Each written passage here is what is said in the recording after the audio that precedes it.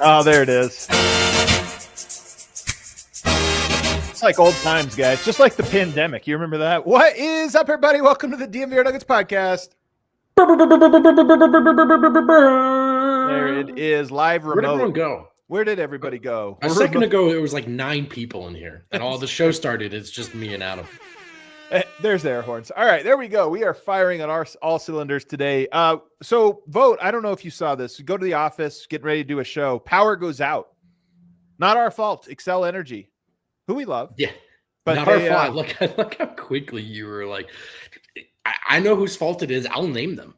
It's Excel Energy. It is their fault. We forgive them, but it is their fault. Now, power is out, so we decided to drive home quickly and do a remote show. D-Line should be joining us. He's kind of old. I don't know if you guys know this. So setting up his mic and stuff, like, a little trickier for him than it is for us. But I do have Brendan Vogt in the house, who decided to just like his idol today. Is that you? Yeah. No, because we're both wearing white T-shirts. Yeah, that's dude. right. Yeah, and I invented the white T-shirt, apparently. You kind of did it. I mean, as far as on the podcast goes, I'm kind of blown away at how bright it looks in here on camera. It is so dark in this apartment. There's no overhead light. It's overcast. Yeah. I thought I'm doing this from the shadows, but I'm glad you can see and hear me.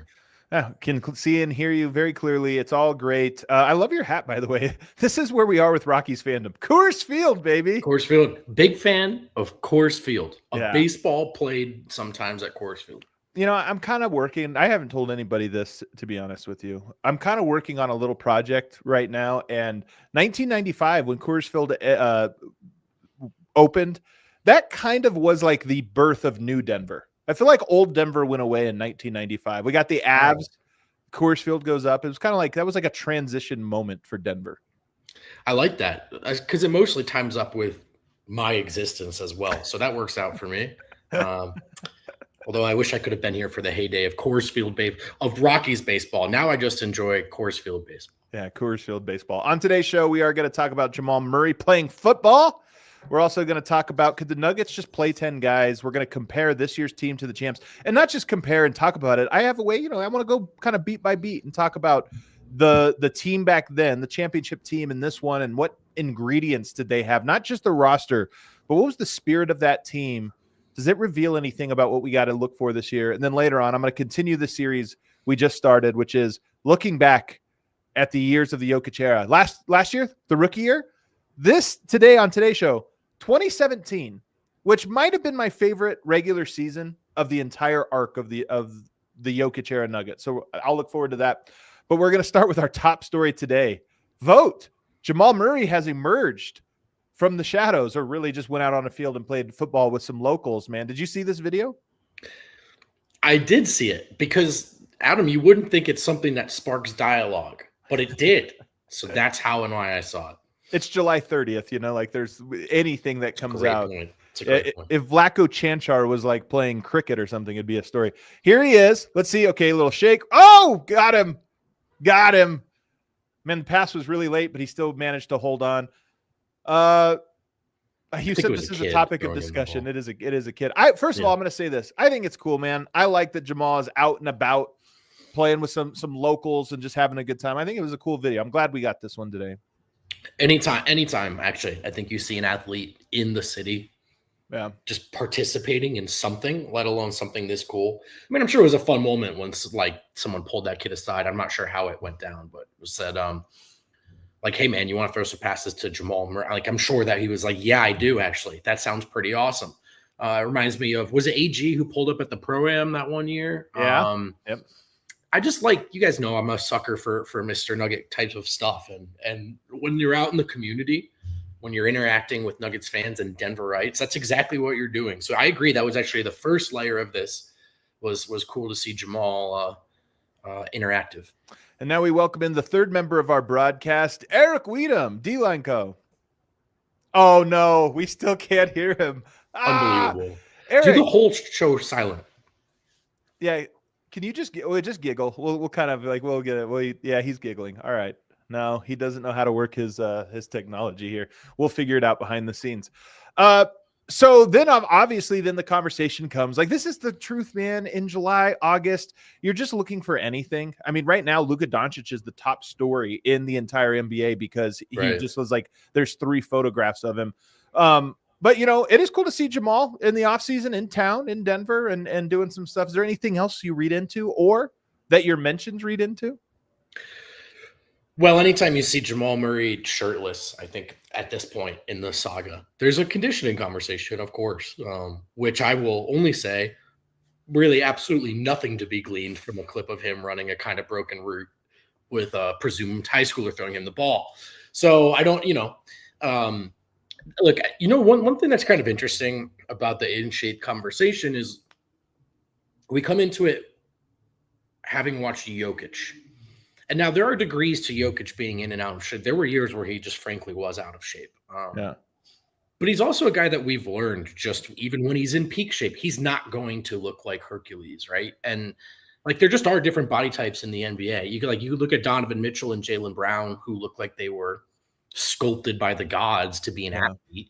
And then Tyrese Halliburton doesn't look like he does a ton of push-ups. Does that mean he's out of shape? So it's always kind of a funny game when you're trying to just kind of glean it from an image.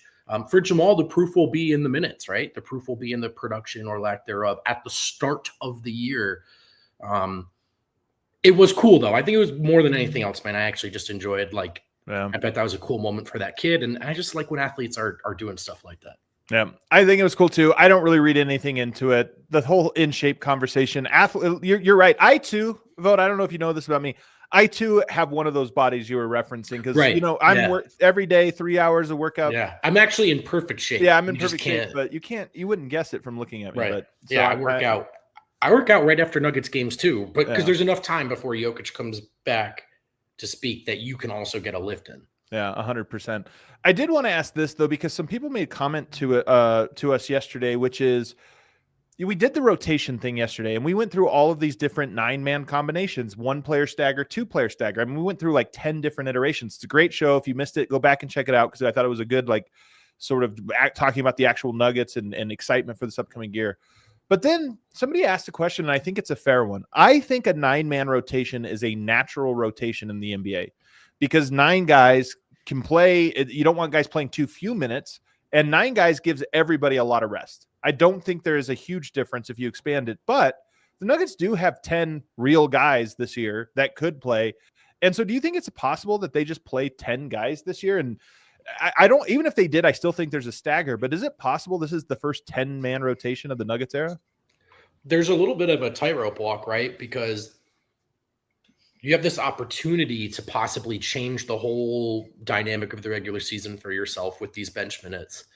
And wanting them to go as well as possible versus what we've talked about the whole last year, which are like the lessons learned from some of the teams that made it all the way to the finals, which was not just like lineup versatility, but also literally, we played a lot of guys all year. And so our, player XYZ wasn't so banged up. And look, you could make that argument. Any guy you want to stagger with, like Jamal, he gets banged up sometimes, Aaron Gordon, all that stuff. Like it's, so there's a little bit of a tightrope walk. I almost feel like it might be a waste to finally have this chance to stagger with a starter and build a really nice looking bench unit and just try to milk everything you can out of something. Like, I feel like if there's a chance to really change this dynamic, that's a game changer and you should embrace it, if that makes sense. Eric, are you with us? I don't know. You tell me. Can you hear me? Come on. Let's go. Man. You figured it out. Well, listen, I figured out the first. I just don't. My mic's not working. I don't know what to tell you. What a bummer. You sound great now. Do you guys want to talk about Jamal playing football? I see that's what the conversation it's at the bottom says. Do you want to? Do you want my thoughts on that? Yeah. Let's go back there. 10-man rotation. So I'm trying to actually catch up with your. Oh, okay, gotcha. As opposed to hilariously derailing it. I don't know. Pass. I'll pick up on the next conversation. Sorry, I'm having technical. He's coming in like a hurricane here today, folks.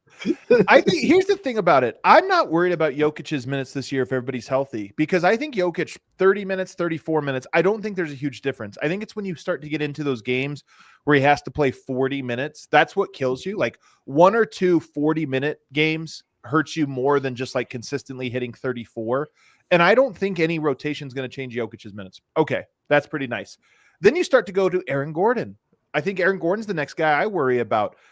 There is a concern there, but I think that Denver has, like, even if you go beyond the 10-man rotation, you can go to Cam Johnson at power forward, Peyton Watson at power forward. You have options there, but you can even go to Zeke Naji and to De'Ron Holmes. And so I think Denver has options there. Are they perfect? No, they're unproven.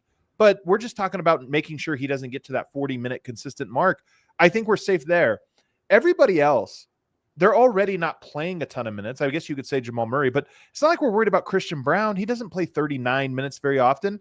So opening it up to me would be more about copying what I think the Thunder did well, which was just, we need to carry everybody through the season. Everybody needs minutes. So if you go from 9 to 10, it doesn't save your legs of your star players, but it does help everyone, and namely here, Julian Strawther, who I think is the 10th man right now. It just allows him to stay in it, stay playing, stay part of the team, stay connected. And that's why I do think that it could be an option. I doubt they do it, but it wouldn't be the worst thing if they like mixed in these 10-man rotations from time to time. Yeah, I'll comment on that. I'll join the podcast here. Yeah, I completely agree. And there's also something to be said about being able to withstand injuries. Like, having guys that can fill in, and it's not just like, oh my God, what do we do? I mean, the Thunder like not only withstood Chet Holmgren's injury, it somehow made them better because you got Isaiah Hartenstein to get all of that time. Like, I agree. And the Nuggets are they don't have any like rookies. Like, it's nobody's first year. De'Ron Holmes is rookie. I still think he's rookie. Sure, but he's the type of rookie like that you've been able to see come in having taken essentially a redshirt year and be able to hit the ground running. That's like a thing we've seen a lot. Blake Griffin, a lot of guys have done that. So there's just like no kids on this team, which is nice. So you should be able to count on everybody to give you minutes. And I agree. Like, you should be able to mix them in as the year goes on. Maybe even a Jalen Pickett vote. Like, I mean, we talk about, okay, maybe the 11th and 12th guys, but I think Jalen Pickett's right there just based on what you need. And it might be a thing where Adelman, even if the team's doing well, we're 20 games into the season, nobody's injured. It's like, you know what? Let's just open it up, because I don't want that guy going too long without playing in case we do need him later. We just want him to be in a rhythm. I mean, it's possible. It's weird to – the other thing, too, cut myself off – we are still sort of talking everything working out on paper, and because things look really good on paper, but let's say there's a month where it's just Bruce Brown isn't playing very well, or other bench player is hurt for 2 weeks. Like, we're probably going to hear from some of these other guys one way or another. So there's this plan A, and then there's like everything else that's going to happen after that once the season gets started. So to your point, I think it is on the table. They have talked about, I think at least said some of the right things about wanting to view the developmental minutes a bit differently, this regime. Having said that, they then subsequently rounded out the roster in a way we haven't seen before. And so that goes from like a kind of convenient company line to a card in your back pocket. And I don't know. We'll see how and when Adelman plays it. It's so funny to me, though, Eric. We talk about this a lot. We are in the era of cynicism. Maybe it's always been this way, but we have the internet now. Because I look at this and like, there's people being like, "Oh, we're gonna play Zeke Naji. He's the 11th or 12th man." Go to any roster right now and look at their 11th or 12th man. Like, it's not like they have some stud there outside of maybe Oklahoma City, who's done a really good job and just happened to be like drafting a million players at the exact moment the salary cap worked in their favor. And then the LA Clippers, who all their guys are good on paper, but they're 90 years old. Outside of that, every other team's 11th and 12th man is like, oh, Jordan Walsh. Yeah, that guy, that's not that great. So Zeke Naji, come on, guys. Don't be so depressed. Just still paid like a sixth man, but that's listen. It is so. There's nothing more offensive to people than the concept of Zeke Najee's contract, but it's like he makes like $8 million. It's like we act like he makes like $30 million, like it was Michael Porter Jr. or Jamal Murray's contract. He makes $8 million. It's like it's okay. Like he's moderately overpaid. He's way overpaid if he never gets in. But you know who also kind of stinks is Luka Garza, who's like the 11th guy of Minnesota. But when you're another team's 11th guy, you're like, you know what? I kind of like him. There's a reason he doesn't play. There's like a reason. They're like, he's a secret. We can't let anybody know how good he is. For whatever potential opportunity is lost for those four guys, Zeke, Peyton, Julian, and Pickett. There's also a potential to gain a lot of goodwill in just that you feel differently about these guys if they're versatility options, depth options, abundance of depth options, versus if these crop of guys aren't considerably better, we cannot win from a fan perspective. So there's a chance that people can sort of rewarp how they feel about them as prospects, again, in an ideal world. Yeah. All right, so 10-man rotation, it is possible. I think, though, I will say this. I don't think David Adelman in his first year is going to open the season with a 10-man rotation. Does he arrive there after game 15 or so? Maybe. But because if you're like 13-2 after that, and you're like, you know what? We did what we needed to do. Let's start to really play guys. I could see it, and I actually hope it does happen, but I don't expect it on opening night. I think it'll be a 9-man rotation, and I think it's fine. Everybody chill. All right, let's take a break. On the other side, let's start to compare the championship year with this year's roster as a thought. Let's start by talking about. You may recognize that name, that brand, that can. Well, everything about it. Of course you do. It's the classic, the iconic light beer. It's the 50th anniversary as well. So for 50 years, you've seen these cans in your friends' hands in liquor stores, passed around campfires, passed around, shared on podcasts. It's the right light beer to enjoy a Nuggets game, whether they win or lose. It's a right kind of light beer to enjoy the post-game show with us, whether it's a winner's lounge or a loser's lounge. And of course, the best part is that it's 96 calories and just 3.2 grams of carbs per 12 ounces. Miller Time, it's always a good time. The original light beer since 1975 and still iconic 50 years later. Miller Lite, great taste, 96 calories. Go to MillerLite.com/DNVR to find delivery options near you, or you can pick up some Miller Lite pretty much anywhere that they sell beer. Cheers to 50 years of Miller Time. Celebrate responsibly. Miller Brewing Company, Milwaukee, Wisconsin, 96 calories and 3.2 carbs per 12 ounces. That's a real light beer, folks. That's the light beer. And just like your favorite team needs a home court, field, or ice advantage, your home needs a home floor advantage, and Empire Today can help you get it. Empire Today has flooring experts, dedicated flooring professionals who focus on flooring and only flooring every single day. So you're not at a warehouse store talking to someone who was working in sinks and lighting yesterday and is now here to tell you what little they know about flooring. You're talking to people that eat, breathe, and sleep flooring, and they want to install the right flooring in your home. In fact, they want to bring the showroom to your home so that you're not making any costly commitments without knowing exactly how it looks, so you know it's the right furniture for your house, the right colors for your space. Get those precise measurements taken, have all your questions answered and squared away before a professional set of installers comes and puts it in your home. Schedule a free in-home estimate today, because some things are just better at home. DNVR listeners can receive a $350 discount when using promo code DNVR. You did hear that right. That's a $350 discount with code DNVR. Restrictions apply. Visit EmpireToday/DNVR for full details. All right, we are back here. Segment 2 of the DNVR Nuggets podcast. Can you guys hear me? Yeah, we can. All right, there we go.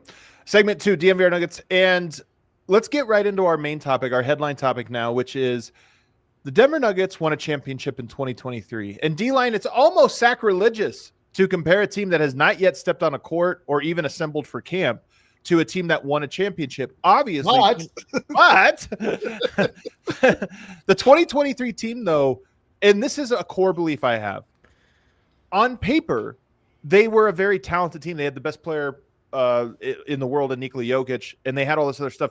But it's not like you go up and down the roster and you're like, oh, man, it was just a bunch of superstars. What made them special was how they fit, how they came together, and how they peaked at the right moment. So in that way, I do think it's fair to kind of look at the rosters and say 1-1. Okay, let's go and let's kind of look at what we got.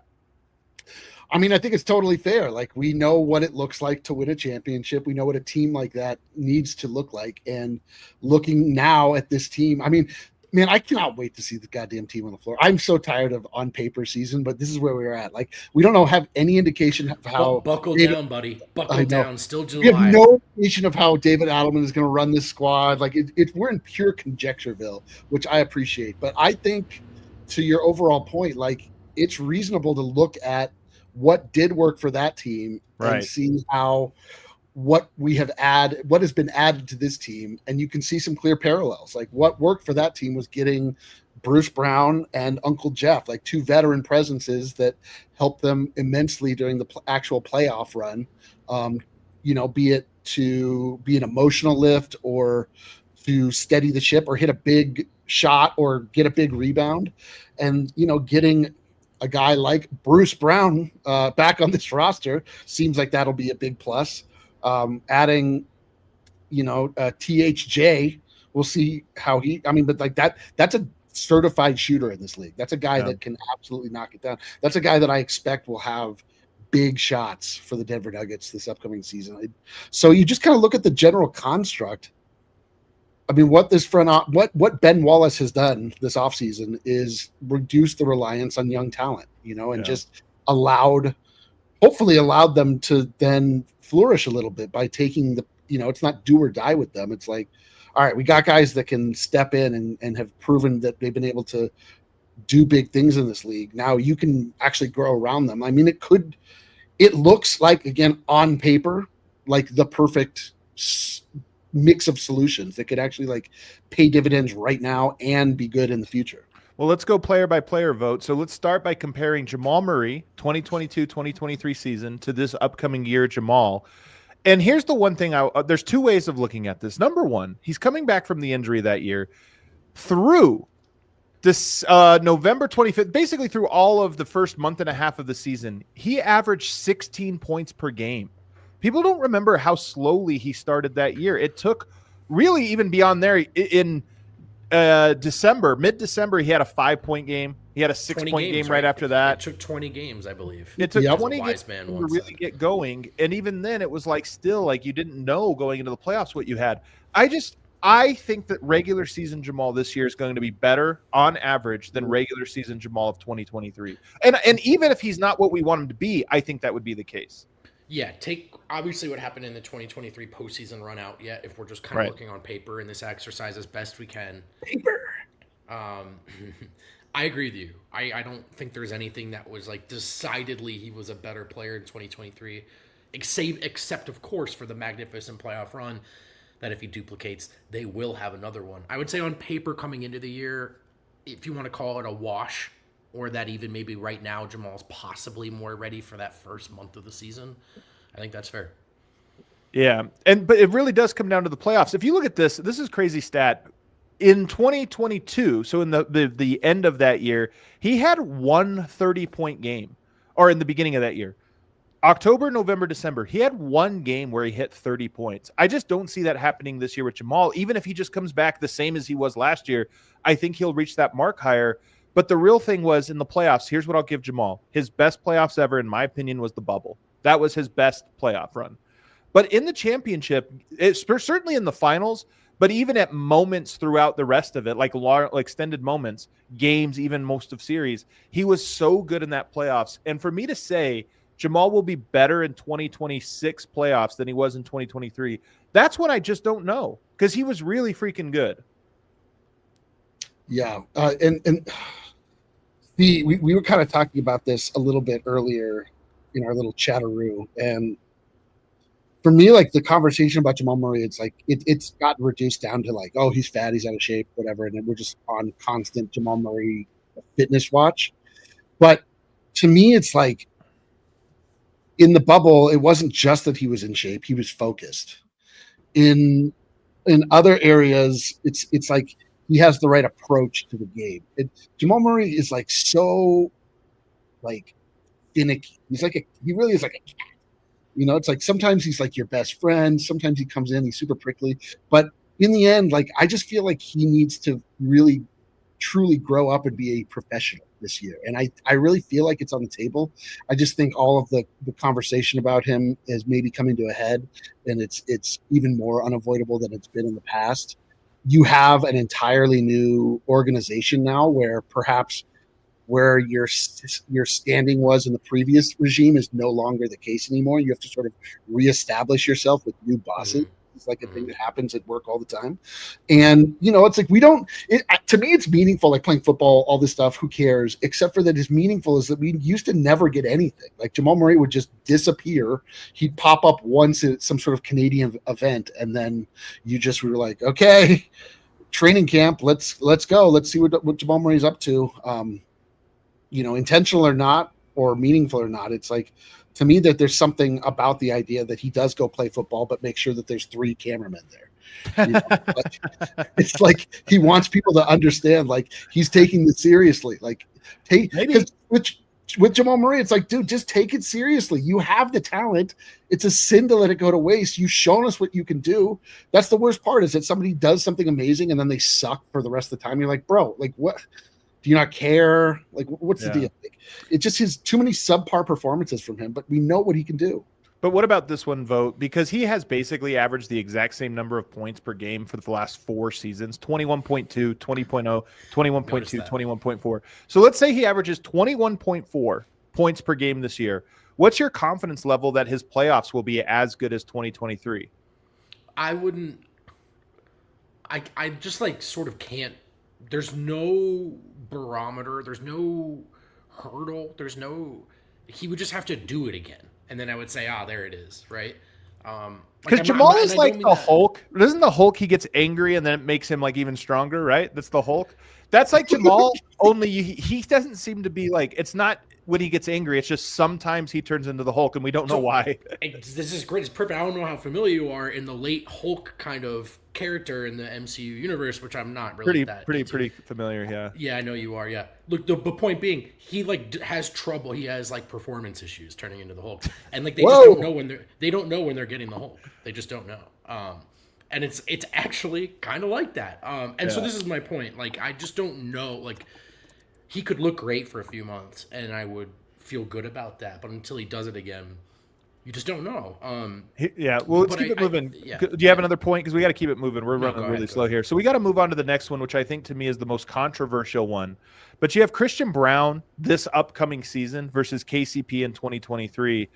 And I think there's this perception, D-Line, of like KCP was the perfect guy, the only guy that could have filled this role. And I do think he was the perfect guy because of the skill set, the shooting, all the stuff. CB is not an exact copy, but he is like better in some ways. And this is why I look at this one, and I think most people would say that's a weakness. 2023 was better. I'm just not so sure that's the case. I think they're just different.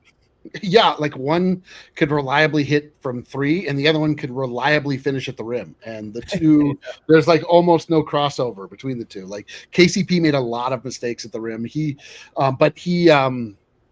It's like, I just don't even look at the starting lineup. Like the starting lineup just makes sense, even if it operates at like a 10 and it was a 12, it's fine. Like that's enough. It's still going to be better than its counterpart almost every single night. And to me, it's like you look at mostly the bench, right? Like the additions made to the bench. And like, KCP, Christian Brown, in my mind, I think it is kind of a wash. Like to me, they're both like guys that you can count on sometimes. You don't count on them all the time. Maybe they're going to make a good defensive play. They're going to be in the right place. They're not a squeaky wheel. You don't have to worry about whether or not they're getting enough shots. Like they're like Johnny on the spot guys, which is exactly what you're looking for. So to me total wash. I will say that I think KCP, and I love it. Like this is the thing I don't want to be accused of doing, which is, now that a guy's gone, you diminish what he contributed to the team. KCP goes up against Anthony Edwards. Anthony Edwards had a good series in 2023. Nuggets win in 5. They go up against the Suns. Booker had his way with him. They did make that. He did make a big impact in Game 6, like late on in that series. Booker also rolled an ankle. Who knows which part? What happened there. But it wasn't like KCP had this massive job of shutting down some individual guy. And I think you could say the same thing about CB. Did he shut down Shea last year? No. So but I just think that part's a little overstated about but they don't have a guy for this or for that. even KCP wasn't that guy in that Sun series. They just won anyway. One thing that I think, guys, that's hard to compare is if you look at sort of the leap statistically Christian Braun was able to make, it's like, okay, well, this is way more promising, and it looks like it can even get better. But there was a dynamic of KCP was so good in the corners that year, and teams respected it in the playoffs and the regular season. And it created this spacing that we haven't seen since. That's like, how many more or less points per game is that worth, right? When you make that individual comparison, it's a little hard to measure. So I honestly might lean KCP, even though right now, comparing these two players, I'd take Christian. The 2023 KCP might be preferable. So we got to take a break, but let's just to recap where we're at. We think that it's reasonable to think that Murray will be at least as good as 2023, maybe slightly worse, maybe slightly better, but we would guess on average it's going to be par. CB and KCP we feel is on par. So I think so far we're off to like a par start for our first two spots. On the other side, we'll get to the other three and the bench. Hey, you know who does these reads, guys? I do, which is why I'm ready to do this one right now. Let's talk about our friends at Game Time, where, I don't know, let's say at the last second you realize you wanted to go to a game. Sometimes things happen at the last second, realizations. Like you want to go see some baseball at Coors Field. It could be any two teams playing. Like, you're going to see baseball at Coors Field. You're going to support your favorite baseball stadium. Shout out Coors Field. Shout out Game Time, which will help you get there at the last second. That's actually their whole thing, is sort of the closer you get to game time, these tickets that are for sale, the prices are going to get better and better. And they're kind of trying to pair the parties of folks who realize last second they can't make it, or they don't want to go tonight, folks who realize last second that they do. And so gone are the days where you had to plan months and months ahead to go see a team in town, especially when you have so many local great stadiums and ballparks like we do here in Denver. You can just go ahead and pull up the app last second and go. Take the guesswork out of buying tickets with Game Time. Download the Game Time app, create an account, use code DNVR for $20 off your first purchase. Terms do apply. Again, create an account, redeem code DNVR at Game Time for $20 off. Download the Game Time app today. Last minute tickets, lowest price. That is a guarantee, my friends. And you've heard us talking about this. It's right around the corner here. August 2nd at 10 a.m. at Chicken and Pickle in Thornton. You can join DNVR for our first 2025 Summer Pickleball Tournament. Big brothers and sisters of Colorado, we're here to benefit them and the proceeds as well. And we're holding this again at the Chicken and Pickle in Thornton. It'll be a day filled with fun, competition, giving back to a great cause. Whether you're a pickleball pro or just starting off, this event is for everyone. Grab your paddle, gather your friends, get ready to play your heart out for a good cause. Let's make a difference together while having a blast on the court. See you there. Go to thednvr.com/events to reserve your spot. I'll be there. D-Line will be playing. I'm going to be rooting against him. So anybody come in, we'll just all boo D-Line. Boo. Yeah, Adam's there for the chicken. That's right. The next one to me is the big one. Cam Johnson versus Michael Porter Jr. You know, this is all theoretical till we get there. I think Cam Johnson will be more consistent and better. Mike was great in that Lakers series. And the Lakers series, even though it was a sweep, was one that could have gone, ball bounces a couple different ways. Mike came up huge in that one. I still look at Cam Johnson, and I just am convinced he makes this team better than what Michael Porter Jr. provided in 2023. I mean, it's more of the other stuff. Yeah. It's more of the other stuff that Mike didn't provide. Whether he provides just as much or straight up more off catch and shoot than Mike, or in the corners, or with the extra spacing, or off the dribble. But even just say that, but I'm saying the shooting stuff, like even if you just called that a wash, it's the rest of it where you go, yeah, this could be different in a really beneficial way, in a well-rounded way. Defensively too, I mean, it's less about, I even think, like individual prowess, because it's not like Cam Johnson is some game-changing defensive player. It's just, do you understand the game? Do you understand what's been asked of you by the coaching staff, of the scheme, of your assignment? Are your rotations on time? And again, Cam's not impeccable defensively, but I think he is maybe more with it in that regard than Mike. And I just think right off the bat, that's that sort of being in tune with what the other four guys are doing, as opposed to a potentially every now and then game-changing kind of additional layer of offense. So the consistency to me is the right word, where I think maybe even in his lesser dynamic performances, you're going, yeah, but he gave Denver what they needed tonight in a way that Mike, was pretty much rebound, scoring. That's about it. Yeah, man. Consistency. That's been the story of the last 2-3 years for the Nuggets. It's like, can Jamal be consistent? You know the answer to that, of course, is no. Can Michael Porter Jr. be consistent? Because it's you get like these legendary games from him, and then you get moments where it's like a huge shot and he won't hit it. You're like, yeah. For me, it's and it's a lot of it is obviously not Michael Porter Jr.'s fault, but like he became the mark a lot of times because he couldn't move as well as he could. His younger self wanted him to. Like his back got stiff. He couldn't get low. He talked about as much. So Cam Johnson just has to be an average NBA defender, and it's an upgrade. Like Mike can do certain things, obviously because of his build and his height, but like Cam Johnson has the same build. Like he should, by all rights, be able to rebound just by virtue of the fact that he's tall. He should be able to, defend on the perimeter against shots from out there just because he's tall, and then he can like move enough. To me, like this is just why I think, just circumstantially, I just am such a big believer in what Cam Johnson's going to bring, because he does have, and I don't even say he has what Michael Porter Jr. has on the offensive side. Like I think Mike is divinely touched, but there's just so many things involved that get in the way of what Michael Porter Jr. was able to do. That Cam Johnson, hopefully, like it's not like he's been healthy his whole life, but he doesn't have like a debilitating injury that's like getting worse and worse and worse. So right. I just feel, to me, I just feel like it's going to be much better for that reason. I think this one's going to be much better, like a big upgrade in ways that probably it's almost hard to like explain, but we all feel and see, and we especially see it in the playoffs. The next one, though, might be the first not as good, but I'm curious what you think. Aaron Gordon, 2023, probably his best season with the Nuggets. He averaged the most points, the most rebounds. He shot pretty well, basically 35% from the three-point line that season, so it wasn't what it was this last year, but it was also above his average for the rest of his career. He was really good. He was obviously great in the playoffs. I think he is smarter now and has better chemistry with Jokic now than ever and just kind of knows his role better. But I think he probably is not quite as athletic as he was. So this one to me is more or less neutral, but probably slightly worse. AG versus AG. So for me, it's like we don't quite know where AG is right now, because all of last year it was all about that hamstring. We do know he was a much better shooter than he's ever been for the Denver Nuggets last year.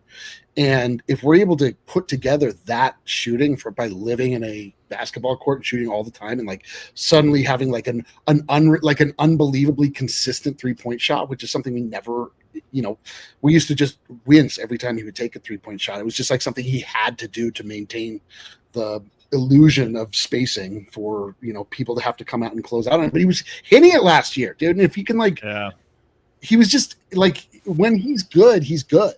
It's just he wasn't good for most of the year. That the hamstring was like there all goddamn year, and like you could feel it watching. Like, I just he's just slow, and he's not. But aren't you a little worried that might be a sign of age, that it's like we're just counting that won't happen again? But sometimes that's what happens to athletic players at this point. It always does. But my thing is, like I'm saying, like to echo what you say is what you said is that he has added basketball intelligence to his arsenal, which gets better with age, and he's added a shot which that is not reliant on athletic prowess, and like that to me looks like it actually is appreciably better. So I think it's like different but equal. I mean, it's hard to say he's going to be better than he was when he was at his athletic peak, but I don't think he's as far off as it seems right now, just because we saw him less than for most of the year. Real quick, Harrison gives us our DNVR stats and research gives us this detail that AG shot 39% in the playoffs from three in the playoffs in 2023. So he basically became this great version of himself. And his shooting this year dropped off in the playoffs. Like that corner three that was really huge all year. It's a little bit of like, it was cool that he was doing that because his hamstring had hurt him. But there was this weird there were all these crossed wires in terms of who was providing what to Denver and what the expectations and requirements were. You know, like all of a sudden Mike was like, I can get to the paint now. It's like, yeah, they need you to shoot threes. AG could shoot threes in the regular season, but they lacked his physical prowess, his defensive, you know, how imposing he could be. So it just got weird that way. I'm going to say 2023 by a hair because he was healthier physically, and I think probably because of that, probably a better defender at the time. I also just wonder if his shooting that year, especially in the playoffs, came down to Denver had good spacing. And so, you know, the shots he got this year were contested, especially in that Oklahoma City series, very contested. You get a little bit more spacing. Those shots become a little bit more set, you know, rhythm shots. So maybe he shoots better. I agree, though. I think it's possible he's better this year than he was in 2023. But if I were betting on it, I would say not a big difference, but slightly less impactful than he was in 2023. And then lastly, in the starting lineup, Jokic versus Jokic. Worse, way worse. 2023 Jokic was pretty freaking good. 2026 Jokic probably going to be pretty freaking good. Here's the thing. Jokic in the playoffs of 2023 was his best playoffs, in my opinion. He had games that touched those levels, but he was so freaking good from start to finish. And can he repeat that in a playoffs again? I'm going to say yes. I think he can. But it is worth noting that I think he was pretty much a perfect player in the 2023 playoff run. Yeah, but this is sort of what I was getting at with the KCP Christian comparison. It was, now the rest of the league matters here as well in terms of what your opposition is, but Denver was able to present more unanswerable questions, really like a major premise A of like, here's our starting 5.5 court. Here's where everyone would stand. We could tell you what it would look like. And can you still even stop it? And the answer I think was no. So, you know, in addition to playing OKC, which was better than any team they played, this Denver roster also couldn't, you know, sort of present those same amount of unanswerable questions. My point being, if you give Jokic as healthy an ecosystem as 2023, I think he personally could be even better. Yeah. Even if your playoff run isn't as dominant because other teams have gotten better, Jokic, I think, can be just as good, probably even better, honestly. Dude, I mean, this is the part of our jobs or whatever it is this is that makes me hate us the most. It's like we are so spoiled with what it is that we get. We're like, God, will Jokic be a better perfect player? Can we count on you?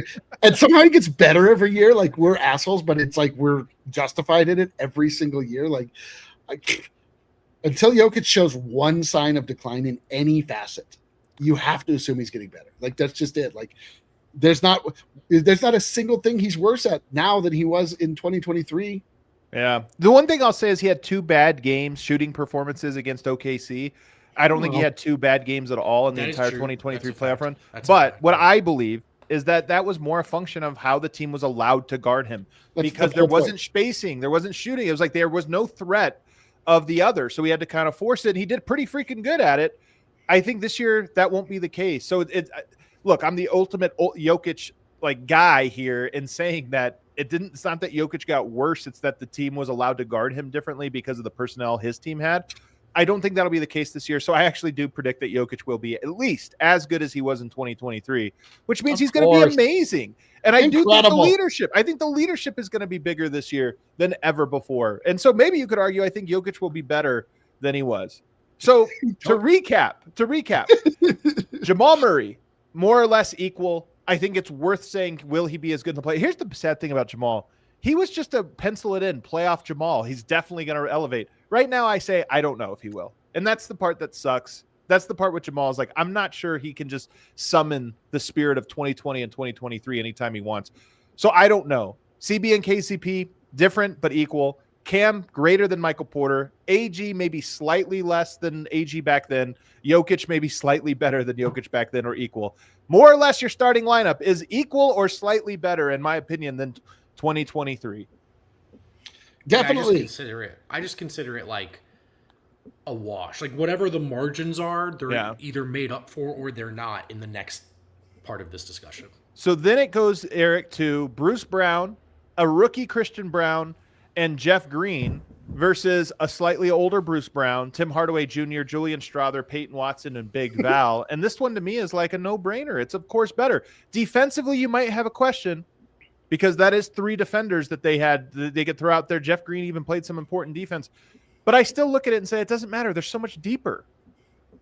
Yes, and I think Piot's biggest leap this year is going to be defensively. I think he's going to be like a monster this year defensively. I really do think that we're going to get a big defensive leap from that bench unit. Just having an anchor in the middle, Big Val, like a traditional center, traditional rim protector, but then you have, be it Zeke, I know nobody wants to mention Zeke, or Piot, or Spencer Jones. There's like a bunch of guys that, or Deron Holmes, like guys that can then you can put alongside a traditional big to give you front court defense. And then Bruce Brown, excellent defender.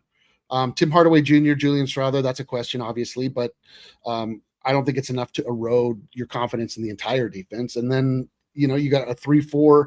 There's just enough guys that make sense, both from like a composure, like been in the league long enough to kind of know what you're doing standpoint, be able to communicate, play team defense. And also there's like enough individual defenders and also guys that can score. That's my biggest feeling is, it's everybody's biggest feeling, but like the front, like the starting five is a starting five, even though it's two new guys from 2023, they are in many ways the same. But the bench should be so much more dynamic. I'm going to be so bummed. I'm going to be so bummed out if it doesn't play out this way, because on paper we're all so hyped. I know. But here's the thing: the 2023 team had a perfect storm of like spirit. Jamal was coming back. They were literally in purgatory, and it ascended back to like, hey, it's our chance. There was a hunger to that season that you could feel, especially as the playoffs got there, of like, it's our time. We are a team of destiny. Let's get this thing going. And you felt that. And I think it's important. They became connected. They believed in each other. It was 2-2 against Phoenix. You still felt like they're going to win this in 6. I mean, Phoenix got lucky to win too. You just never felt, the pressure, because you just felt like they were special. This year's team, they have a rebirth of sorts because they have a new coach, new general manager, a lot of new players in. So there has a little bit of that, but I don't know if that spirit, like how important that spirit was and how much this team will have it. We just don't know. Right. Exactly. This is the stuff you don't see on paper, right? So this is to me, this is honestly the distinction, what you just articulated. There's like better roster and better team. Yeah. Like it's a steep hill to climb to be a better team than that 2023 Nuggets were. Like, good luck with that. I think roster on paper, though, I think there's I kind of think there's a significant chunk of an edge to this team in terms of depth, in terms of talent coming off the bench, in terms of potential lineup versatility, and then aggregate IQ. Like, look, I think the Cam stuff, like some people are like, he's going to be Jokic's first All-Star. I don't think it's going to manifest like all of a sudden he's averaging 22 points per game and he looks like a world beater. I just think it's more of the, like, I'm almost in a weird way not super interested in Cam's stat line. Like, what's the lineup versatility and how does Denver's 5 flow together? And if that all kind of looks the way it needs to be, I think this depth gives this roster a chance to be better. But that all has to manifest. Has to come together. To Adam's point, like, it's not that's something that's special in the air that, like, you kind of we didn't notice till almost when the playoffs started. You start looking around, you go, hang on, like, this is something. There's something going on here, and it's hard to know in the moment. And by the way, D-Line, there was a little distraction with Bones that year that ended up forcing a trade. This year, you have Julian Strawther, Tim Hardaway Jr. It's possible only one of them plays. Is the other guy happy? Is it create tension? You have guys like Peyton Watson, who I think are ready to kind of take a big leap. Is that, if it doesn't happen, or if he gets pushed into a role that he doesn't love, does that create tension? So that team was able to largely overcome or avoid those things, and they happen every year to every team. How Denver handles them is like uncertain. Yeah, but I think, the Nuggets are another year older, another year wiser for the most part, and bringing in vets.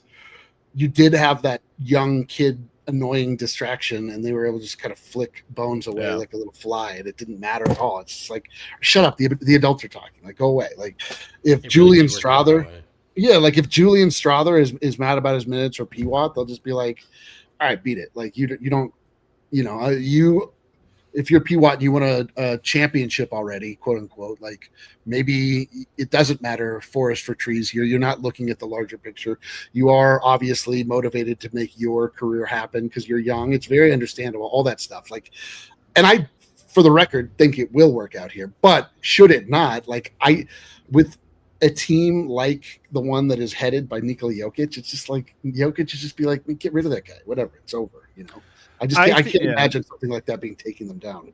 I think it all comes down to how well this team comes together, but I would bet really heavy on it coming together for them because I think the guys that they're bringing in, one, fit naturally, and two, are the types of guys that are the types I could see it coming together for. Biggest question mark is Jamal. Jamal, can he elevate? Because in 2023 playoffs, he was so good, and I have less confidence right now that he can just turn that on or will become that. But if he does, to me, this team will be better, and that's why I'm so excited for this season. Can I offer another question mark that I think is really ironic? And I don't necessarily mean to say I don't think it's going to go well at all. Just it is, ironically, I think all of a sudden the coaching is a bit of a wild card for Denver. Whereas like for the longest time, you just knew, whether or not you liked Malone, like you just knew what it was going to look like. And that was 10 years, right? Yeah. And like now it's just someone else. I thought he passed his audition with flying colors in the postseason. I really do. I'm excited about what he's going to do. But it is a first-time full campaign head coach, and that's just something new. Well, by the way, Michael Malone had a very good playoffs in 2023. I thought the Nuggets' game plans and adjustments as in that playoffs was really good. Whatever you think of him as a coach, the Nuggets were smart in that series and figured things out very quickly. And David Adelman punted 2 games to the Oklahoma City Thunder by using the wrong strategy down the stretch, by running his guys into the ground and having them attempting to play them the entire fourth quarter, which proved to be futile 2 separate times. Then he didn't do it, and they ended up winning. And then the game 7 happened, and it just all the wheels fell off. But point being is, like, I think he acquitted himself of being competent. Well, but he has, like, we got to go to that next part where it's like, okay, I see actually what you're adding here. Wow, that's a cool thing we've never seen before. Like, oh, wow, like that was I do agree that for the most part, like, he made the adjustments that I wanted him to make in the moment. Like, he pulled guys out, but he did, in my eyes, David Adelman blew 2 of those games against the Thunder, which I'm not mad at him for, but I just think, like, is worth mentioning. Like, he's not a sure thing at this point. Like, we don't know for sure that what we have with him. Right. I think Denver might have lost both of those games without it, but we never know. We'll never know. And to your point, it is a learning curve. And he made the adjustment that I was crying about, and then they won that next game doing that. Like, so I understand, and I do think it was the right thing. I'm just saying I don't think it's as easy as saying, oh, they lost this way, they would have won the other way. I just don't know if it would have gone that way. Who knows? All right, let's go into our nostalgic corner here, though. What's that? This is on paper season. Everything is what we say it is. Let's go to nostalgia. Oh, look at this awesome graphic. I love it, man. Great work, Kale. Yeah, back when we were kids and looked exactly the same. We looked exactly the same. We got to update this now with longer hair, Eric. You're going to have to get my avatar an upgrade. I'm not doing I guess I'll just cut it then. Let's go back to what might be my favorite season of the Jokic era, and I'm not even joking. The playoffs in 2020 and 2023 were the best playoff runs. Those were incredible. And there were moments throughout seasons, but I don't think anything will capture Jokic's sophomore season because it was the breakout season. This was the year we really got to unwrap the new present. We got like a glimpse. We got to take one toy out of the stocking stuffer, the night before Christmas. 2017 was where we opened the present. We're like, unbelievable. It's a Sega Genesis. This is an incredible year. It was Jamal Murray's rookie season. And don't forget that Buddy Hield got picked before him. The Nuggets also got Juancho and Malik Beasley. This was a great rookie class just in terms of like, oh, these guys all have upside. That's one of the first things I'll remember before we get into the Jokic part is that it was a 3-player rookie class. Yeah. All right. Let's move on now to the next topic. Did you have more to add? I'll throw a thing out. I will also say this. This was the ultimate bridge year because we talked about Jokic's rookie season. Wilson Chandler was out for the whole year. This season featured both Jokic and Murray, as well as Wilson Chandler, Kenneth Faried, and Danilo Gallinari. This is the ultimate year where the 2 eras, shook hands. even more so, if you look at the uniforms, I believe from that year, it's powder blue with the navy and yellow. It's the that's right. Right. It's even the bridge uniform. Like they were going in between the old brand and the new brand. Like there was no, it was a full amalgamation nonsense year, and we didn't quite know where anything was going. But it was fun. It was like real hope in a way that because things really bottomed out, for a while there. I don't know if you guys remember. Got real ugly there a little bit, and I agree with you. That was it was just like a this rebirth. Might be the weirdest mashup of like different eventual eras of Nuggets basketball, all mashed together on the same roster. I know it feels like you just reach into a bag and you're like, Danilo Gallinari, what? Okay, Nikola Jokic, he's so good together. Some good Nuggets trivia in here. Like, would you have thought that Malik Beasley and I don't know Danilo Gallinari played on the same team? Like some people know that. Feels weird. Yeah, it feels really weird that those guys played together.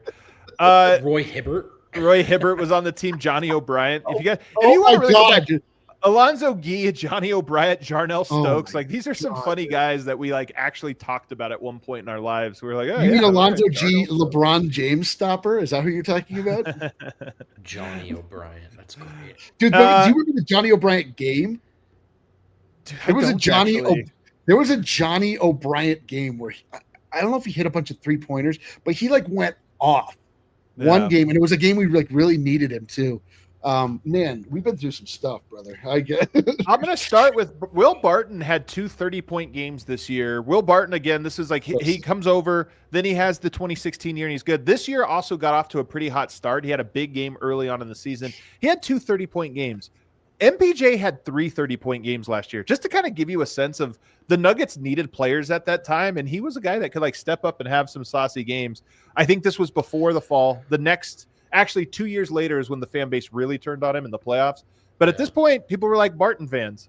Well, first of all, Barton hadn't completely blown his hips and knees out yet. So that was a big part of it. Regardless of how you felt about the fit, there's also Barton pre and post some significant injury stuff in there. But the thing about Barton is we're a little spoiled with second-round picks here in Denver. From Jokic to Monte, right? In different outcomes. For a while there, Barton being the player he was as a second-round pick and being able to be as helpful as he was, it was a really high-end outcome. And there was a period of thrill in there, Eric, if you'll let me. He's a little bit like if Hunter Tyson got good enough for the fan base to hate him. Yeah.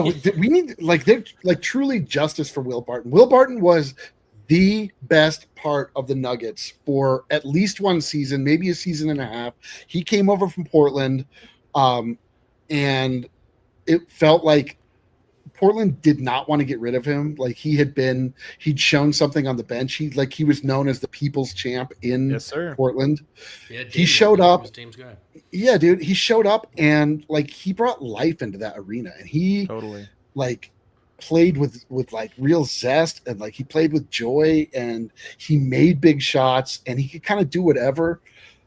He was so great. And the problem, it all ended for Will Barton when he missed 2 game-winning shots, 2 games in a row. Yep, in a row. And they were shots that had he swung the ball one more time, one of them would have been a wide open. One of them I think was all right, but one of them was Jamal Murray was wide open at the top. Wide open Jamal Murray was to his right, and he opted to take the shot.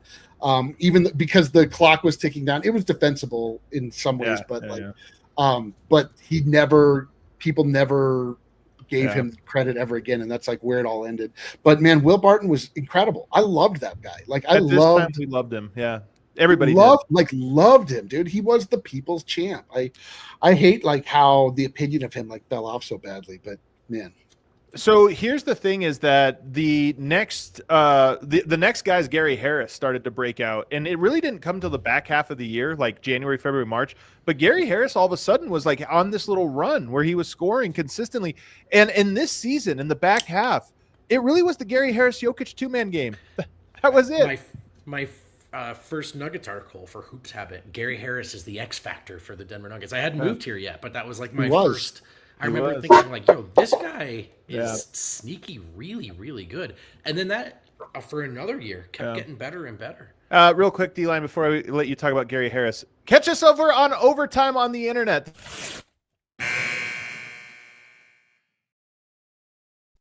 We're going to be talking about Jokic here in a second, but Gary Harris, man, so 2018, the next year, we'll talk about this probably tomorrow, but that was really the Gary Harris year.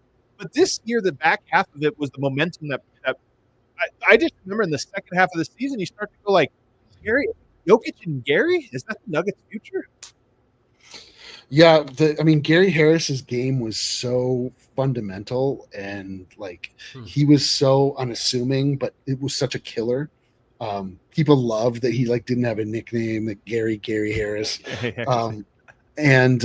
But he was also lethal from three. Like that is something that kind of fell out from his game. I don't really know why that is, but he was like a guy that if you left him open in the corner, he would absolutely make you pay.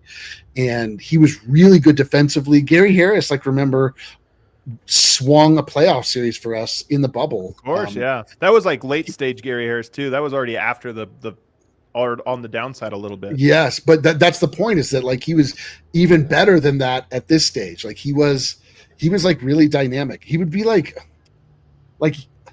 who was Gary Harris? Like I don't know. There are guys that get a bunch of hype.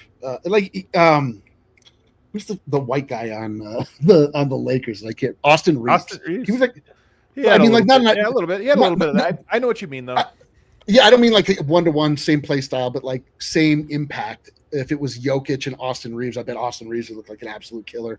But yeah, dude, Gary Harris, like, and he was just, everybody loved it. It was just so fun. Gary was one of the original victims of the Denver Nuggets abductor or adductor injury plague. There's both. No, it was both. It was both. Some guys had one, other guys had the other. Right. That's how we learned there was two different things. Yeah, that's right. We always had to complete the set. Yeah. He was a guy who kind of stopped being able to get to the rim after some of that, and then he turned to his floater, all that versatility just kind of sapped from his game. I also think maybe Gary went to Orlando, got a nice paycheck, kicked his feet up. I think Gary Harris was in Denver, got a nice paycheck, and kicked his feet up and said, "Man, mission accomplished." Also true. Look, that guy was going to have to play football to make that much money, and when you get to do it without those concussions, I'd kick my feet up too. Gary Harris was a surprise good player. This was the year Emmanuel Mudiay officially became a bust. He had a horrible rookie season, and you were like, you know what? Rookies are always bad. Point guard's the toughest spot. He came back somehow worse the second year. And I think halfway through the year, we were like, I don't think he's good. I think he might be bad. And he was, in fact, bad. So wait, are we talking about the downfall of Emmanuel Mudiay? Man, Emmanuel Mudiay was like, it felt like such a gift because he was mocked much higher.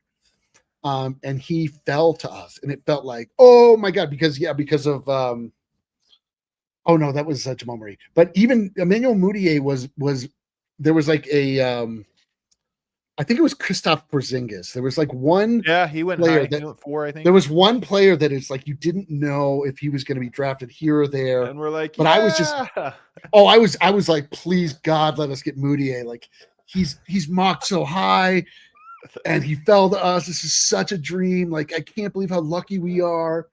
And like Emmanuel Mudiay, you remember always the picture of him on top of Ball Arena looking over the city? Yes, all timer, like hell yeah, here it is, the young like Simba overlooking the entire kingdom. Yes, wearing his, if I remember correctly, his draft hat, and it was whatever. But it was just like, oh hell yeah, like the gods are finally smiling upon us, lowly Denver Nuggets fans. They bless us with a player like Emmanuel Mudiay, who was supposed to go a pick or two higher. And dude, you'd get like tons of off-season content from him too. Him playing like in the gym with like just not even like pro-am, like never played before guys, just wrecking them in the Dallas gyms. You're like, oh man, Emmanuel's coming back a killer. And then he just could not play defense. He was never in the right place. Oh, I want to kill myself. But let's get to the real story here, which is this year and why it was the most fun regular season for me. Is this was the true breakout season for one Nikola Jokic, and it was unbelievable because in years later on he got better and better and better. But this was the year where we didn't really know what he was. His rookie season, he was good because he had this great touch. I think he had a season high 6 assists, and we were like, oh, he could pass a little. This was the year where you were like, oh my God, this guy's Magic Johnson with the passes. They are insane. He had the flip pass to Jamal that year, which is one of my all-time favorites because he just kind of like throws it over his shoulder like that casually in stride. So Jamal had to catch it. He was incredible. And it really is the story. So opening night, if you remember this, guys, Anthony Davis put up 50 on Nurkic and Jokic. It was like twin tower lineup, and Anthony Davis put up 50, and you're like, all right, it's got a long way to go. But not really. He was unbelievable, even in that awkward Nurkic-Jokic phase. But let's start with the Nurkic-Jokic thing. Do you remember Balkan Buddy Ball Vote? Vaguely. Vaguely. I remember December 15th. Yeah. Like that's kind of like when I tapped in. Was honestly literally just about around then. So I don't remember Balkan Buddy Ball not working so much as I remember the moment where everyone was kind of looking around like, oh, this is going to work. I have an anecdote for you. I went to lunch with Michael Malone before this season because who starts at center? You remember Jokic had a great rookie season, but Nurkic had a great one the year before. And so it was like, who's going to start at center? Who's going to start at power forward? And I went with Michael Malone, a couple other writers. You know, we had like a little thing, just casual talk. And I remember he asked, who do you think we should start at power forward? And everyone said Kenneth Faried. Like, it should be Kenneth Faried. That's who should start because we assumed Jokic was penciled in as the center. And he kind of had a wry smile on his face, like, wait till you guys see what we do. What they did was Jokic and Nurkic. It turned out to be a total disaster. We saw it. Yeah, I would suggest next time that if you want to run Balkan buddy ball, you choose two Balkan areas that are buddies. Like, that'd be a good first step. But then also, dude, the crazy thing was about like why it was hard to see how Jokic was going to fit into all of this is because we were coming out of the era where we just had all of these foreign centers, and we had Joffrey Laverne, underrated take here, Timofey Mozgov. We had who's the Greek one, Costa Koufis. It was just like so you're like, all right, it's another guy, and he plays unorthodox style. And Jokic, when he came in, was small. Like, he got pushed around. He was skinny. Yeah. He just got beat up in the paint, especially. But he could always like do kind of interesting stuff. So it wasn't clear that he was. I mean, obviously nobody thought he would rise to this level, but and it also was not. I didn't necessarily see him as a center either because he got so beat up in the low paint all the time. He still half the time wouldn't put his arms up like he does now, but he also was not a huge oak tree that was immovable. He was very movable and would not put his arms up. So you're like, okay, it's kind of interesting. Is this going to be like an Airwolf situation? What was that guy's name? Is this going to be like another Euro player where you're like, okay, he does some kind of cool, interesting stuff. But I agree. Like, then obviously as it got rolling and Nurkic got hurt, so Jokic got the stage unto himself. And then when Nurkic came back, he was pouty. He was very pouty. Oh, so pouty because he lost his position. And then when he finally did get some playing time, there were a few moments or a few games when Jokic was out. And I remember I was like, okay, Nurkic gets his opportunity, because I was a big Nurkic fan. Like, to see Yusuf Nurkic come in, he was the opposite of Jokic. He was pure brawn. He was a massive, massive man. Like, and cocky, like, he would do little things, get in people's face. Bro, he would talk trash. There was exciting when he was your guy. When he talked smack to Boogie. Like, I mean, it was unthinkable that anybody would do that. He comes in and he just pouts, and it was disgusting to watch him come in, dribble twice, throw the ball. It was like, oh, God damn it. I thought this was going to be so beautiful, man. And it's leave arenas in the middle of a game. Oh, yes. Man, I like Wynn brings it up that Nurkic's dad. It's so funny that Jokic's brothers became this big story. But do you remember the tale of Nurkic's dad beating up 8 guys because he was some cop in Bosnia? Dude, not only that, he's the biggest cop that's ever lived in any police force ever. He really does look like Jokic's brothers. But yeah, the whole reason that Nurkic is a basketball player is because his dad is such a massive human being that a guy that scouts basketball went to him and was like, bro, do you have any sons? He's like, I've got this son. And they were like, all right, cool, let's make him a basketball player. And then he grew up in this super sheltered environment, and he looked tough but was a puss. That is what Yusuf Nurkic is all about. Well, let's get to the lead up of December 15th, the very first Yoke miss, because Jokic goes to the bench on November 12th. It didn't even last a month, this experiment, and before Jokic goes to the bench because he volunteered, although I still think Michael Malone, like, come on, man. It's Jokic. It took you a year and a half to realize this. But he comes off the bench, but here's what started to happen, you guys. He gets a triple-double. No, he gets starts having these big games off of the bench where he's making this massive impact, and it culminates in, to me, in Brooklyn on December 7th, he played 21 minutes and was a plus 18. The Nuggets lost the game by 5. This was the beginning of like, what are we doing only playing this guy off the bench 20 minutes? When he's on, they're dominating, and the whole thing gets blown. And then, he plays a couple more games. And then, of course, December 15th finally arrives. He's putting up numbers 17 and 11, 14 and 10, 14, 6 and 6, 27 and 11. And all of a sudden, it's like finally time to rip off the Band-Aid. And he was incredible the rest of the way. He has the big game on December 15th. Nuggets win. Everything looks great. They go on a 3-game win streak. He goes to Dallas 3 games later and puts up 27 points, 17 rebounds, 9 assists. That was the first time we saw that stat line from Jokic because he had big double-doubles. He never had a near triple-double till right after he started, and we start going, oh, my God, here it is. And the team's getting really, really fun to watch. Like, the team is transitioning from – you guys know this place better than I do, but as a fan base, you're in this place of just hope. Like, you're gonna watch the whole season. You don't really have expectations, but like someone could say the right thing about like JJ Hickson or something. You're like, yeah, screw it, let's go. I'm excited, Yeah. But this is where it transitions from maybe, hopefully about this guy too. Oh, is there a direction here? Is there an identity that can flow from this? And they just got so fun to watch. I mean, before even maybe Jokic will win an MVP one day, for me it was, this team is really fun to watch right now. And it lasted for, I think, the rest of the year. Yeah, absolutely. Here's a crazy... Fired up, Kale. What? Oh, this one? The kid in New York, Minnesota, Philly. I don't know any of their names. I know this kid's name, though. I know Nikola Jokic. And I wouldn't trade him for anybody in the world. He's a special young man. He's a special young talent, and he's only going to get better. Yeah, it's a banger. That's actually from the previous season, believe it or not.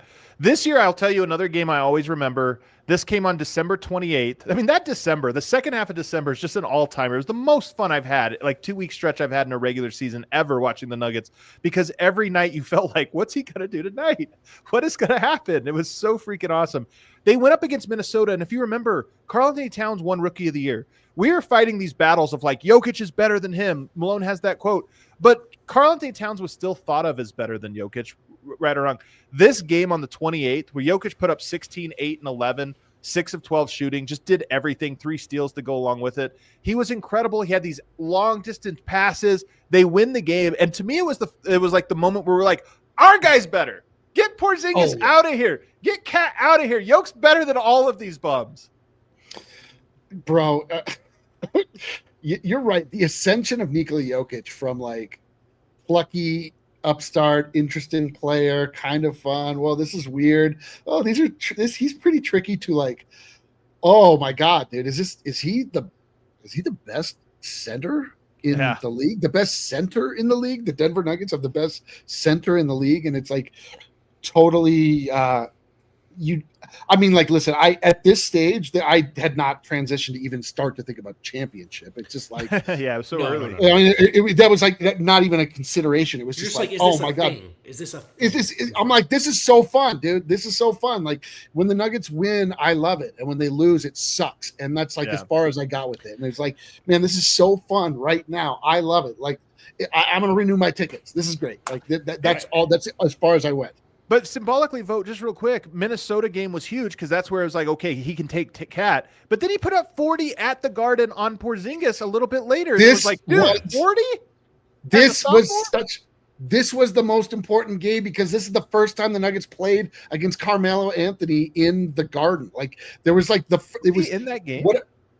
Wow. Yes. Wow. Yes. I watched that game and I was like, please God. And not only did we win, but like it was so meaningful to me because they dropped it on Melo in the Garden in front of the unicorn Kristaps Porzingis, and it was just such a masterful performance. He just like, I saw highlights of it the other day, and it was just so effortless. Like he was just back. He was like, all right, fine. 3. He was up in the middle. No one's guarding. He was like, fine. Blup, drops it in. He was like, he scored at every level. He got assists that were so easy. And it was just that game was like that was the most satisfying game to me. And I couldn't remember how long. He was so good too. It was saucy 40. Doing it in the Garden too was still, it was at that point massive. Too, it was still, this is actually kind of dropped off a little bit, but that was an essential part of our myth building at the time. Totally. You know what I mean? Like, you wanted to be one of the guys, you had to go into MSG and had a signature performance. Michael, Kobe, LeBron, and in that Steph. sense, that Tyrese came Halliburton. for Jokic, you know, that almost came for Jokic before the real ascension. You know what I mean? But he gave us this hint of like, it's like, I'm not like a cute little second round pick. Like, what do the guys do when they come into MSG? Yeah, they put up 40. They put up a career high. Yeah. And then, of course, the first triple-double of his career, because he was flirting with it. You know, he was kind of toe into it. We kind of felt like it would be possible. And then he gets that first one. And then the floodgates open. He had 6 triple-doubles the rest of the way. He didn't get his first one. Let me look at the date here. It was February 3rd. We're almost at the end of the year. Finally, they're just like, all right, we play through this guy. It's not even just that he's the starter. We play through him. And then he had 6 triple-doubles in the next 6 weeks. And you're like, oh, my God, full steam ahead. This is our guy. We're going places. It's like the 4-minute mile. Like, we didn't know it was possible for our center to get a triple-double. And you're like, what? All right. Everybody's getting every night triple-double. Get it every single. Why don't you just average a triple-double last season and somehow not win MVP? That's fine. Like, just do it. It's fine. It's easy. In hindsight, it's not that crazy. He averaged a triple-double when you figure his sophomore season. He almost averaged that over the last, 8 weeks. His sophomore year. The first time he got the ball. It's not impressive that Superman stopped a train. When you consider he stopped other trains, it's like, hey, Superman. All right, here's where it comes down. So I think that stretch from December 15th all the way until mid-March was the most fun, 3.5, 4 month stretch of regular season basketball I can possibly imagine. I loved every single night of it. I thought it was amazing. The Nuggets did trade Jusuf Nurkic, and the fun all ended close to the end of the season when Nurkic on Portland, he arrives, he has these monster games, and on March 28th, Denver and Portland had the exact same record, fighting for the final playoff spot, go into Portland, and Nurkic completely dominated him. And then danced on the Nuggets' grave afterwards, saying, have a nice summer. And it was like all of the magic of that season kind of ended 2 weeks early, where you're like, damn, man, that hurts. Bro, I feel like I've told this story. I was in Portland for this. I was actually there just through happenstance. I was vacationing in the Pacific Northwest, as I'm known to do. I was actually in Seattle for that game. Blarick was in. I was Slarick, or Sierrick, or whatever I was. But I was, first off, I had to try to find a Buffalo Wild Wings or something to actually watch the game, because you couldn't get access to games anywhere. You couldn't see it. And then Jusuf Nurkic murdered us and murdered Yoke and knocked them out of the playoffs. Had the now infamous I hope that those guys have a nice summer because he knocked us out. We're done with the year. My kind of crunchy, dummy fish fan friend then texted me Bosnian Beast greater than Serbian Slug, and I had no recourse. Dude, and I literally they got beat in such a way that I just left my hotel room and just walked the streets of Seattle at night, which, by the way, death sentence, total heroin town. What was I doing? But I didn't care. I was like, take me. I don't care. I've got nothing else to live for. Yeah. Do you remember this? I will say this. The Reddit. Of course I remember. Yeah. Blazers Reddit was going crazy. They honestly had declared Nurkic the greatest center in franchise history. A franchise that, by the way, won a title with Bill Walton. But that's how big the Nurkic hype train was. He went there and was phenomenal early on. No, it was phenomenal. And he was like, Dame's the best leader I've ever had. Yeah, everything. Portland, look. We gave up a pick too. The thing about where Portland and Denver hit head to head, is kind of in that moment, like Portland kind of won by like 5 to 10%. Like they won the playoff series. They had the Nurkic moment. Like, and Nuggets fans felt like in their heart where this was going. Yeah. Like you'd rather be the Nuggets. Yeah. But in the head-to-head for a little, it wasn't quite working out that way for a little bit. And it's actually really beautiful to revisit now. Yep. Because Dame, like from a Nuggets perspective, Dame and Lillard, that game everyone talks about online that they can't, the greatest shot get, doesn't move me. Dame doesn't move me at all, you know? Right. Nurkic doesn't move me except to make me feel happy inside. It's like Timberwolves fans when they try to chunk on you. You're like, hey, you won a series. You guys haven't really experienced. Yeah. Like to you, I get that feels cool. It used to feel cool to us, but we now know that there's way adorable. Absolutely adorable. Remember beating the Wolves and then winning the title. Yeah, that's what so we it's remember. Like it's these things are measured right in longer than how it feels in the head-to-head moments. But the Nuggets, like Portland, kind of had a slight edge, and it was really frustrating. Dude, if that they had a real edge. Well, Eric, if that game had us down, the way the season ended was just a kick, kick to the groin when we were already passed out. Do you remember? This was with 3 games left to go. And Russell Westbrook within earshot of averaging a triple-double for the season. The Nuggets still technically in playoff contention. End Ball Arena, Russell Westbrook went for 50-point triple-double and hit a game-winning, basically half-court three-pointer. And the Ball Arena crowd went crazy. They loved it. And it was the worst. It was standing ovation for the Nuggets being eliminated from the playoffs. They were excited for a future Nugget, Adam. Give them a break. Yeah, bro, I was in the arena. I've never been more crestfallen in my entire life. I was it was just like the ultimate, like, appreciate greatness. And you're like, you don't get what this is. You don't cheer for Russell Westbrook. He's the ultimate Nuggets villain. He blocked Rocky's shot. I'm allowed to say all this again because he's not on the team anymore. Otherwise, right now, I'd be like, you're right, Vogt. It was offset. He was obviously always going to be a Nugget, but he was a villain. They cheered for him. Oh, it was like I'm with you. Like there are Nugget seasons that end where I still always remember when you had Colin on your podcast, Adam, and he was talking about like some years you just go to Pepsi Center back then during the playoffs just to tell your team goodbye one last time. You had no illusions that it was going anywhere. You knew they were going to lose in the playoffs, but you just wanted to say goodbye one last time. But this was like that was a tough one. It was just so dejected because you're like, oh, we're a clown show. But it also shows you how special this era was, that even in year 2, the arena still didn't know what they were witnessing. The city didn't quite know what was happening. And that would never happen today because now it's like the city has been won back over.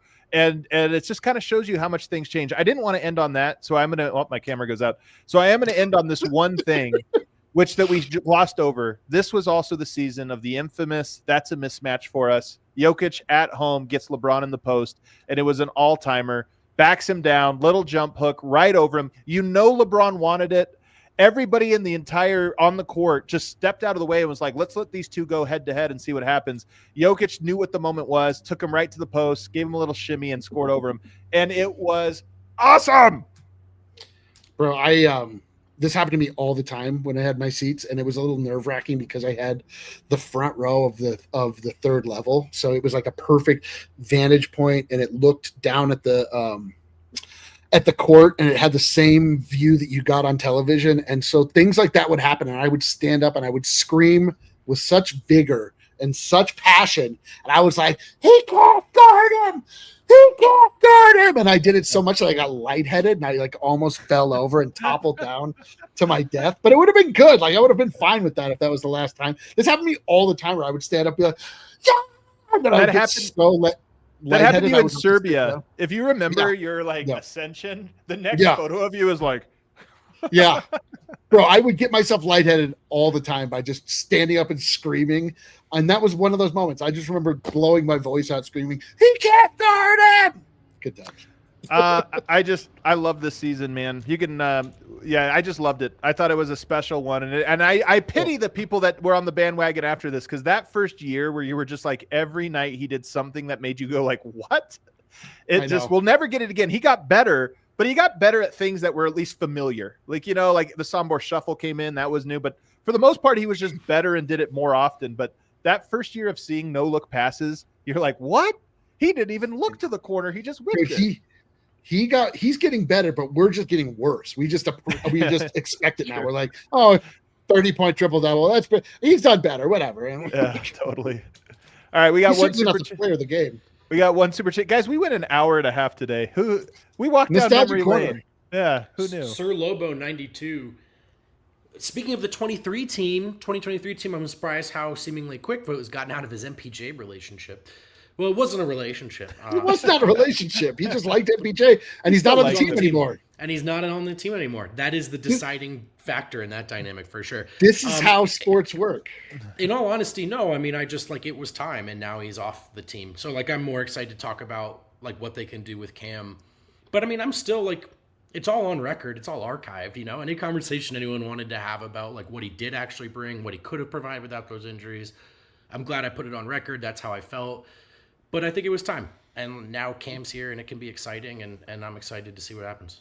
Yeah, but bro, the main part is like I was talking about the other day, how I don't walk around with the hate in my heart that I have for NBA players until the season starts and I see them. You know what I mean? Like it's not real hate. It's not real hate. It's not real love. It's not. It's like in the context of this, it's like I believe in this guy, and now he's off the team. It's like, well, I hope that guy gets hit by a car. I don't care, but not really. It's just sports. I hope sports gets hit by a car. Yeah. It's sports stuff. It's sports stuff, man. Come on. Everybody, thanks for hanging out with us for an extra half hour today. We enjoyed it. Happy hump day. We'll see you tomorrow. We all silly like the mayor.